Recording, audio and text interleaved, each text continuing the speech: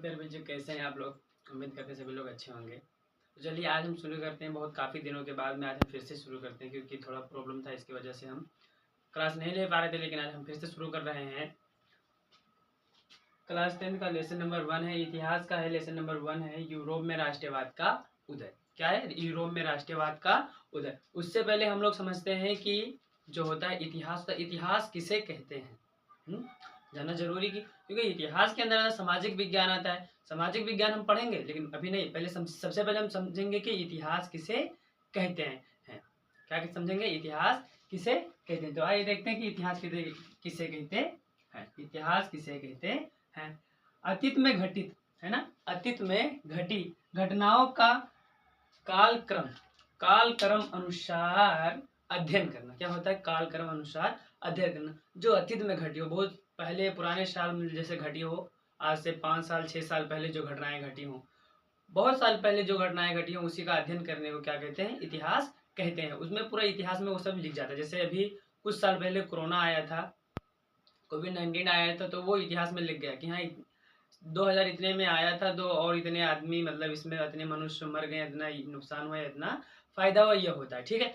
तो अतीत में घटी घटनाओं को कालक्रम अनुसार अध्ययन करना है, जिसमें मानव समाज के राजनीतिक, सामाजिक, आर्थिक, सांस्कृतिक और वैज्ञानिक पहलुओं का वर्णन होता है। क्या होता है? पहलुओं का वर्णन होता है। उसे इतिहास कहते हैं, या ऐसे भी कह सकते हो इस मानव संभव के विकास और परिघटनाओं का कहानी, है ना, परिघटनाओं का कहानी के रूप में भी समझा जा सकता है। इन्हें क्या कहते हैं? हम एक कहानी के रूप में भी समझा जा सकता है। कोई कॉमेडी हो गया, कोई कार्टून है, कुछ भी हो गया, उसके रूप में हम इसे समझ सकते हैं कि नहीं सकते कि जैसे अतीत में घटी घटनाओं, जो अतीत में घटी हो, हम लोग नहीं जानते, उससे पहले जो घटनाएं घटी हो उन्हें, है कि नहीं।